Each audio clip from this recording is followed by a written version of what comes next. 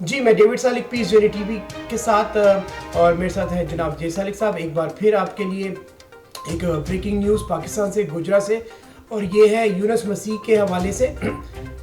ज़्यादतियाँ पाकिस्तान में शुरू से होती आ रही हैं, लेकिन अब क्योंकि सोशल मीडिया का एक एरा है और इस दौर में सोशल मीडिया में ये चीज़ें वायरल जल्दी होती हैं और जो इस वक्त हो रहे हैं हालात पूरी दुनिया में हालात है, लेकिन बदकिस्मती से पाकिस्तान ऐसा मुल्क है जहाँ पे गुर्बत भी है, लोग इसमें सभी इसमें मारे जाते हैं, लेकिन जब ज़्यादती होती है तो पूरा ख़ानदान उसमें पिसता है। ਵੇਖੋ ਸਾਡੇ ਪਿਓ ਦੀ ਕੀ ਹਾਲਾਤ ਕਰ ਛੱਡੀ ਇਹਨਾਂ ਨੇ। ਪੁਲਿਸ ਆ ਜਾਂਦੀ ਅਸੀਂ ਕੀ ਕੀਤਾ, ਇਹਨਾਂ ਕੀ ਕੀਤਾ, ਅਸੀਂ ਕੀ ਕੀਤਾ, ਉਹ ਕਹਿੰਦਾ ਇਹਨੇ ਕੀ ਕੀਤਾ, ਫਲਾਣੇ ਨੇ ਕੀਤਾ, ਕੰਧਾਂ ਡੱਪ ਕੇ ਸਾਡੇ ਘਰ ਚਲ ਗਏ। ਹਾਂ ਸਾਰੀਆਂ ਪੇਟੀਆਂ ਫੋਲਦੀਆਂ, ਟਰੰਕ ਬੋਲਦੇ, ਕੋਈ ਚੀਜ਼ ਵੀ ਦੱਸਣਗੇ ਕੀ ਸਾਡੇ ਕੋਲ ਮਾਰਤਾ ਇਹਨਾਂ ਨੇ। ਅਸਲਾ ਬਰਾਮਦ ਕੀਤਾ, ਕੀ ਬਰਾਮਦ ਕੀਤਾ ਨਾ ਸਾਡੇ ਕੋਲ, ਕੀ ਕੀਤਾ ਸਾਡੇ ਕੋਲ ਬਰਾਮਦ, ਕੀ ਬਰਾਮਦ ਕੀਤਾ ਦੱਸੋ, ਕੀ ਬਰਾਮਦ ਕੀਤਾ ਸਾਡੇ ਕੋਲ, ਬਰਾਮਦ ਵੀ ਦੱਸੋ ਵੀ ਆ ਕੀਤਾ ਵਾ ਹੈ। ਇਹ ਪੁਲਿਸ ਦਾ ਬੇਇਨਸਾਫੀ ਕਰਦੀ, ਪੁਲਿਸ ਇਹ ਬੇਇਨਸਾਫੀ ਕਰਦੀ, ਇਨਸਾਫ ਨਹੀਂ ਕਰਦੀ, ये पुलिस इंसाफ नहीं करती। हाँ, सालिक साहब से ये पूछूंगा, अभी इनकी बात भी हुई डीएसपी साहब से यूनुस मसीह के हवाले से। इन्होंने अपना जो बात कर सकते थे, इन्होंने अपना यकीन दहानी डीएसपी से दिलवाई है कि आप जो है इसमें कानूनी तौर पे जो आपकी मदद हो सकती है उस गरीब घराने से, उस मसीह गरीब घराने से, आप पूरी अपनी मदद उनके साथ दें। इफ्तिखार साहब बोल रहे हैं? इफ्तिखार साहब, मैं अमेरिका से बोल रहा हूँ, जे सालिक अर्ज कर रहा हूँ। क्या हाल है आपका? खैरियत से हैं? ठीक। अच्छा, वो एक केस यहाँ पर जो एक हमारे बुजुर्ग हैं, पुलिस तशद्दुद से कोई अपना उनकी डेथ हो गई है ना, आपके इल्म में तो है ना? जी मेरे इल्म में है, मेरे इल्म में सारी बात मेरे इल्म में है जी, बिल्कुल है। हाँ, तो क्या उस पर आपकी क्या यानी क्या उस पर आपका हुआ कानूनी तौर पर आपका कोई? उसमें पुलिस तशद्दुद से नहीं, मौत वाक़या नहीं हुई। उस बंदे के 2 बेटे पुलिस ले आई थी, कोई किसी शक में मंशियात के हवाले से उसके 2 बेटे पुलिस ले आई थी थाना सिटी गोजरा में। सुबह मुअज़्ज़िन आए इलाके के, उन्होंने कहा कि इनके वालिद की तबीयत खराब है, इनको हमें टाइम पे दे दो। एसएचओ ने उनके हवाले कर दिए दोनों बच्चे। इसी दौरान उसकी तबीयत उनके वालिद की खराब थी, वो फौत हो गया घर में ही। वो इस सदमे के साथ फौत हो गया। वो उनका मौक़िफ़ है कि इसी सदमे से फौत हो गया कि उसके दोनों बेटों को पुलिस पकड़ के ले आई थी। तो उसमें एक हवालदार है हमारा आरफ नामी, आपके बंदों का मौक़िफ़ था कि उसने रेड हमारे गलत रेड कराया। उस रेड की वजह से, उस सदमे की वजह से हमारा वालिद जो है, हमारा बुजुर्ग जो है फौत हो गया। तो हमने उनका बयान लिख के उनकी मर्जी के मुताबिक फिर एफआईआर काट दी है। एफआईआर काट के उस बंदे का पोस्टमार्टम हुआ है और कफन दफन हो गया है। जिसकी जितनी उसमें रोल हुआ, जितना किरदार हुआ, उसको हम सजा देंगे इंशाल्लाह। एफआईआर हमने काट ली हुई है। हाँ, ये आपका ये जो है ना, ये आपका ये जो आप बातचीत कर रहे हैं, ये वायरल हो रही है पूरी दुनिया में, क्योंकि यहाँ पीस जर्नी टीवी है वाशिंगटन से, मैं यानी हमारा यहाँ पर, तो आपका ये पैगाम जो है, इनको तहफ़्फ़ुज़ देना है आपने गोजरे में, और आपने इसकी यानी आपने कानून की पासदारी करते हुए इंसाफ देना है जी। इंशाल्लाह कानून, जो कोई गरीब हो, कोई अमीर हो, किसी भी नस्ल से, किसी भी मजहब से तल्लुक हो, हम सबको तहफ़्फ़ुज़ देने के जिम्मेदार हैं। इंशाल्लाह हम तहफ़्फ़ुज़ देंगे और मेरिट पे जो काम किया मेरिट पे करेंगे इंशाल्लाह। अच्छा, आप यहाँ पर डीएसपी हैं ना आप गोजरे में? जी मैं डीएसपी हूँ। वो थाने, दोनों थाने मेरे अंडर ही हैं। जिधर ये हुआ है वक़ुआ हुआ है और जिधर ये मामला हुआ है, जिस गांव में हुआ है, वो भी मेरे अंडर ही है। अच्छा, मेरा ख्याल है मेरे आदमी ने पहले आपसे कोई तकरीबन 3-4 घंटे पहले आपसे रब्ता किया था, अपना रंधावा ने ना? जी बिल्कुल हुआ था, बिल्कुल हुआ। हाँ, वो इस्लामाबाद से हुआ था। मैंने उसे कहा था कि ज़रा बात करो, और मैं करूँगा। फिर मैं ज़रा आपका मिल नहीं रहा था, मेरा ख्याल आप बिजी थे, तो खैर थैंक्स गॉड का कि हो गया। यानी उनसे अपनी अपनी जगह पे जो भी मसलक हो, जो भी मजहब हो, जो भी कम्युनिटी हो, उसको अपने अपने लेवल पे मुस्बत सोच के साथ काम करना चाहिए। अल्लाह ताला मदद फरमाते हैं और मसले हल हो जाते हैं। सोच मुस्बत होनी चाहिए, पॉजिटिव सोच होनी चाहिए। जब बंदे मनफी सोच के बंदे उसमें इन्वॉल्व हो जाते हैं, घुस जाते हैं, तो मामला खराब हो जाते हैं, सुलझने की बजाय उलझ जाते हैं। मुस्बत सोच के साथ काम करते रहे तो इंशाल्लाह अल्लाह मदद करते हैं, सारे मामला हल हो जाते हैं। हम इंशाल्लाह मुस्बत सोच के साथ काम करते हैं, पॉजिटिव सोच रखते हैं हर मसले के लिए, हर मजहब के लिए, हर कम्युनिटी के लिए। तो अल्लाह के फजल से हम बिल्कुल इंसाफ करेंगे और मेरिट करेंगे। खुदा आपको इसमें कामयाबी अता करे, आमीन।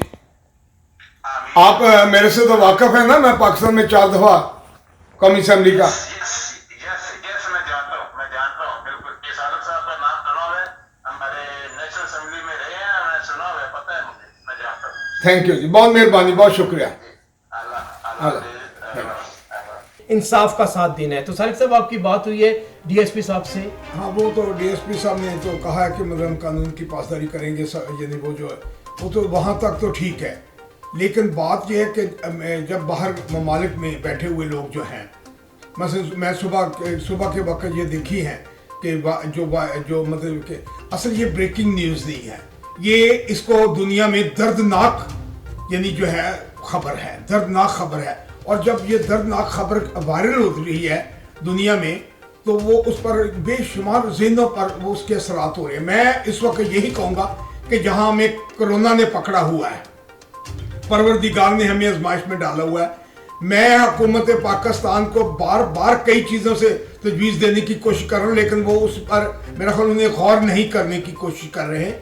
मैं इस वक्त फिर एक तजवीज़ दे रहा हूँ और देता रहूँगा, क्योंकि मैं पाकिस्तान का मालिक हूँ और मालिक जो है अफराद के हाथ में अक़वाम की तकदीर हर फर्द मिलत के मुकद्दर का सदा फिल फौर जो है इंसाफ के तकाजे पूरे करने के लिए, जैसे कोरोना के लिए इमरजेंसी नाफिज की है, कोरोना के साथ साथ डिक्लेयर किया जाए कि इंसाफ की इमरजेंसी, साथ ही कोरोना क्योंकि इस वक्त कोरोना में इंसाफ के तकाजे पूरे होने इसलिए बहुत जरूरी है कि कोरोना में लोग जो है वो चिड़चिड़े हुए हैं, यानी कोरोना में लोग जो है वो मतलब कि दुखी हुए हैं, कोरोना में लोग जो है परेशान हुए हैं, कोरोना में लोग मेंटली प्रिपेयर नहीं है, अपसेट हुए हैं, लिहाजा उन्हें इंसाफ हर कीमत पर चाहिए। लिहाजा इंसाफ की इमरजेंसी डिक्लेयर की जाए और जिस तरीके से जैसे ये कराची की बच्ची के साथ। अस्सलाम वालेकुम, मैं महा मलिक कराची में रहती हूँ, मैट्रिक की स्टूडेंट हूँ। ईसा नगर के करीब मिकासा अपार्टमेंट्स में रहती हूँ। मेरा फैमिली बैकग्राउंड फाइनेंशियली इतना स्ट्रॉन्ग नहीं है। मेरी मॉम अक्सर इस वजह से परेशान रहती हैं और 2 साल से हमें इस अपार्टमेंट में इतना ज़्यादा तंग किया जा रहा है कि हमारा रहना बहुत मुश्किल हो गया है। यहाँ के काफ़ी सारे पठान हमें धमकाते हैं और धमकी देते हैं आते जाते। जब मेरी बहन कोचिंग जाती है, मेरी कुछ फ्रेंड्स भी होती हैं, उन्हें भी और मुझे भी धमकी दी जाती है कि हमसे दोस्ती कर लो, हमसे बात करो, हमारी बात मान लो। अगर तुमने हमारी बात नहीं मानी तो हम या तो तुम्हें कत्ल कर देंगे या तो तुम्हें किडनैप कर देंगे। मेरी मॉम अक्सर हमारे घर की पर्सनल इश्यूज़ की वजह से बहुत परेशान रहती हैं। अब वो इस वजह से भी बहुत ज़्यादा परेशान हो गई हैं। ज़ाहिर सी बात है, जिसके घर में 2-2 बेटियाँ हों वो माँ हमेशा परेशानी होती है। मेरे फादर मेंटली तौर पे थोड़े से डिस्टेबल हैं बिकॉज उनका एक एक्सीडेंट हुआ था जिसकी वजह से अब वो नॉर्मल नहीं रहे। मेरी नानू हैं सिर्फ घर में जो सपोर्ट कर रही हैं हमें। मैं अक्सर जॉब वगैरह की भी तलाश में रहती हूँ। अभी पिछले हफ्ते मेरी सिस्टर, मैं, मेरी एक फ्रेंड और हमारे साथ हमारे एक कज़न था, हम लोग कहीं बाहर से वापस आ रहे थे। मेरे सिस्टर को देखकर एक पठान ने एक थप्पड़ मारा। वो बेचारी रोती रोती आई। इस बात पे मैंने एफआईए में कंप्लेन की। बड़ी मुश्किलों से हमारी एफआईआर कटी। जब एफआईआर कटवा के मेरे पेरेंट्स वापस आ रहे थे तो दूसरे पठान ने मेरे पापा को भी मारा। मैंने काफ़ी दफ़ा काफ़ी जगह कंप्लेन करने की कोशिश की है, किसी ने हमारी कंप्लेन नहीं सुनी। पुलिस वाले भी इनके साथ मिले हुए हैं। मैंने खुदकुशी करने की भी कोशिश की है।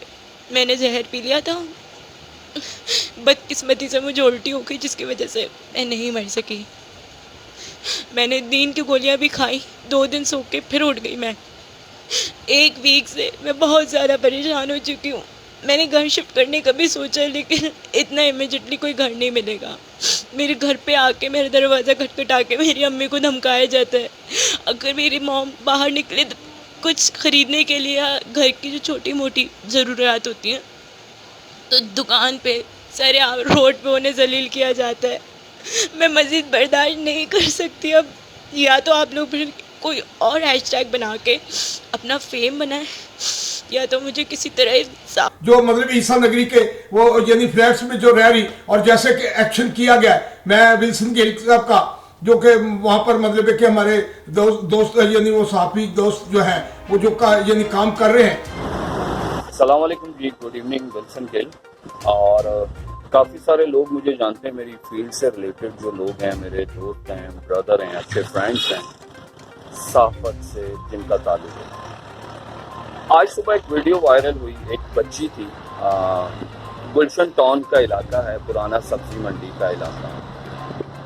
तो उनको कुछ लोग जो हैं वो डिस्टर्ब कर रहे थे, तो वीडियो वायरल हुई। काफ़ी सारे लोगों से पूछना शुरू किया, तो कुछ लोग कह रहे थे कि जी हम इसको फाइंड आउट कर रहे हैं कि कौन है और कैसा है और क्या मामला थे। खैर, हमारे कुछ साथी दोस्त थे जिनके साथ मैं इन टच में था, तो सब साथियों ने, और स्पेशली इसमें जो बहुत अच्छा किरदार वो किया वो हैं गवर्नर सिंह, इमरान इस्माइल साहब, जिन्होंने इसके ऊपर फ़ौरन एक्शन लिया और उन्होंने आईजी मुश्ताक महर साहब से कहा और इस पे फिलफौर कार्रवाई हुई।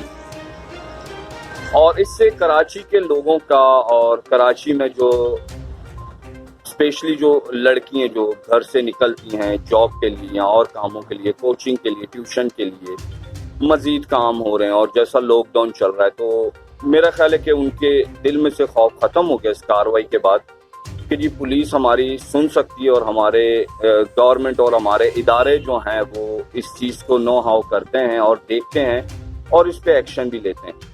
Thank you so much Sindh police, और thank you so much Imran Ismail साहब, गवर्नर सिंह, और थैंक यू सो मच मेरे सब सहाफ़ी भाइयों का जिन लोगों ने इस पे फिलफौर एक्शन लिया और इस वीडियो को ज़्यादा से ज़्यादा वायरल किया। वायरल ही ना किया बल्कि इसके ऊपर कानूनी कार्रवाई भी करवाई गई। थैंक यू जी। मेरा सबसे यही है कि चीज़ें देखें, बुरी चीज़ें देखें, उन्हें हाईलाइट करें, आला हुकाम तक पहुंचाएं, और जो हमारे इदारे हैं जो इसके ऊपर कानूनी कार्रवाई करने की मतलब सलाहियत रखते हैं या जो कानूनी कार्रवाई कर सकते हैं उन तक ज़रूर पहुंचाएं। और ये आज एक बच्ची का एग्जाम्पल था, वाक़या था, मिसाली कार्रवाई की गई, सुबह हुई और शाम होने से पहले पहले वो लोग अरेस्ट भी हो गए और सारे मामला तो हो गए। मैं एक दफ़ा फिर सबसे शुक्रिया कहना चाहूँगा, और स्पेशली उस बच्ची से जिस बच्ची ने हिम्मत पकड़कर और वो वीडियो बनाई और वो वीडियो वायरल हुई और उसको उनके ऊपर कानूनी कार्रवाई करने में आसानी भी हुई। और शुक्रिया जी। इसी तरह अपनी पुलिस का, अपने इदारों का हाथ मजबूत करें और अपने इदारों के ऊपर भरोसा करें, क्योंकि इदारे काम करते हैं और उस पर कार्रवाई भी की जाती है। थैंक यू सो मच जी। God bless you everybody. And मुझे तहफ़्फ़ुज़ मिल गया है, पुलिस ने भी मेरी बात सुन ली है, उन दोनों आदमियों को गिरफ्तार कर लिया गया। मैं अपने आप को सेफ फील कर रही हूँ। आपको बेटा घबराने की ज़रूरत नहीं, हम आपके साथ हैं, हर वक्त 24 घंटे अवेलेबल हैं आपके लिए। और मुझे इस चीज़ का बड़ा दुख हुआ जब मैंने आपकी वीडियो देखी कि इस तरह से हरास किया जा रहा था। हम दोनों ने उनको बुक कर लिया। बाकी भी इसके अलावा भी जो आपकी परमानेंट टिकट लगवा रहा हूँ आपकी बिल्डिंग के नीचे, ताकि कोई और भी ख़वातीन और इस तरह हरास हो रही है वो भी चीज़ हाईलाइट हो। तो अब आप महफूज फील कर रही हैं, सेफ है। चलिए, थैंक यू। आप लोगों की बहुत बहुत शुक्रिया शाकिर भाई। लेकिन मेरी बातचीत हुई है, वो उन्हें गिरफ्तार कर लिया गया है। ये ईसा नगरी की बात कर रहे हैं, उस कौम की बेटी, और ये एक कौम की बेटी ही नहीं है, ये कौम की बेटी तकरीबन रोज ही वहाँ पे वाक़या। मतलब ये नहीं कि हम सिर्फ एक माइनॉरिटी की बात करते हैं, ये रिस्पॉन्सिबिलिटी हमारी माइनॉरिटी के, हम मेजॉरिटी की भी बात कर रहे हैं। ये रोजाना जो एमरजेंसी इंसाफ के लिए यानी डिक्लेयर किया जाए, कि इंसाफ के लिए डिक्लेयर किया जाए। हर जगह पर जुल्म हो रहे हैं जी, हर जगह पर पुलिस के रवैये का मतलब इमरजेंसी जो है, कोरोना का एरिया जो है, यानी इंसाफ डिक्लेयर किया जाए, इमरजेंसी डिक्लेयर की जाए, तो इसके साथ ही और मैं फिर यही कहूंगा एक बात, जी। मैंने कहा था ये फुटपाथिया मिनिस्टर बना लें। मैं आपको बार बार कह रहा हूं कि फुटपाथिया मिनिस्टर जो वायरल जो चीजें हो रही है वो फौरी गौर करे। वो अवामी एक मिनिस्टर और बाकी मिनिस्टर तो आपके अगर जिन्होंने डाइनिंग टेबल वाले मिनिस्टर जो वायरल होती है चीजें वो फौरी उसको यानी अपना व्हाट्सएप और थानों में यानी थानों में व्हाट्सएप नंबर दिए जाए।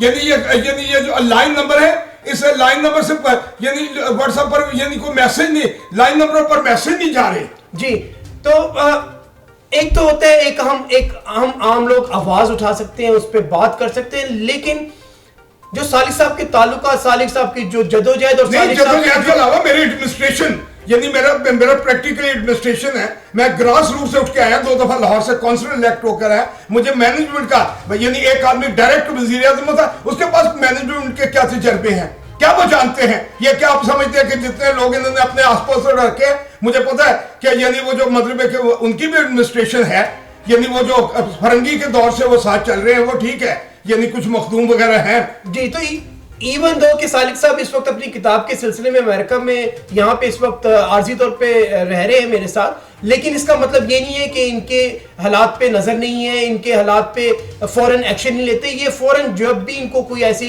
खबर वहां से मिलती है और ऐसे उस पे थानों को व्हाट्सएप नंबर दें।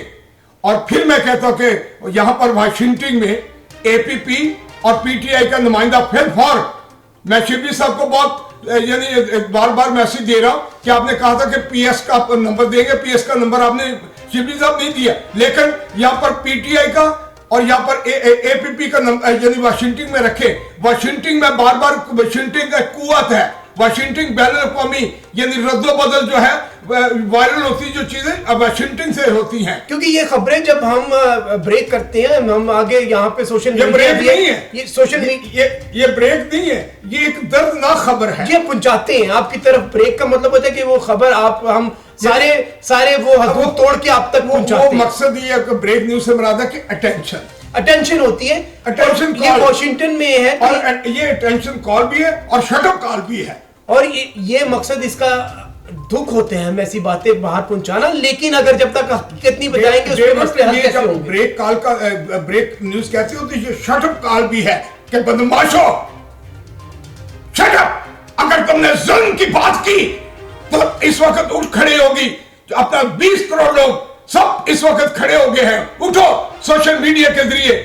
आप हमारे ये क्लब जो बनाया है वर्ल्ड सोशल मीडिया क्लब में फौरन दाखिल हो, ताकि तमाम चैनल जो यानी फेसबुकों पर जो यानी अपने यूट्यूबर पर चल रहे, हम इकट्ठे हो जाए और जुल्म के खिलाफ उठे। और हम कांटे चुगने निकले हैं और हमारे साथ चलो। तो ये सालिक साहब का एक जो तरीका है बहुत एक मुझे अच्छा लगता है वो तरीका कि ये सिर्फ आवाज नहीं है, एक सोशल मीडिया पे आके बात नहीं करते, बल्कि सबसे पहले ये कॉल करते हैं, उस थाने को कॉल करते हैं, उस एसपी को, उस डीएसपी, उस आईजी को कॉल करते हैं, क्योंकि जब टाइम हम दे देते हैं तो वहां तक काफी चीजें बदल चुकी होती। तो ये पहले तो शटअप कॉल देते हैं राइट अवे कि इस मसले का हल इस वक्त फौरन आप करें, उसके बाद फिर हम इसको बात करते हैं और इसको हम हाई लेवल तक पहुंचाते हैं। लेकिन अटेंशन ब्रेकिंग न्यूज के बाद आइंदा ब्रेकिंग न्यूज अटेंशन जी।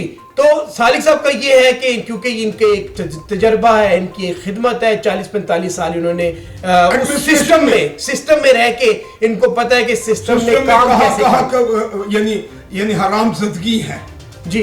तो ये हम बहुत हरामज़दगी है। हमें अफसोस है गुजरात की फैमिली के साथ भी। मुझसे पूछे कि मैनेजमेंट में कहां गड़बड़ है, बड़ी गड़बड़े हैं। और हमें अफसोस मैं सच बोलूंगा तो पापड़ मच जाए, लेकिन मच जाए, क्योंकि एक बार मच जाएगा उसके बाद सॉल्यूशन निकलेगा।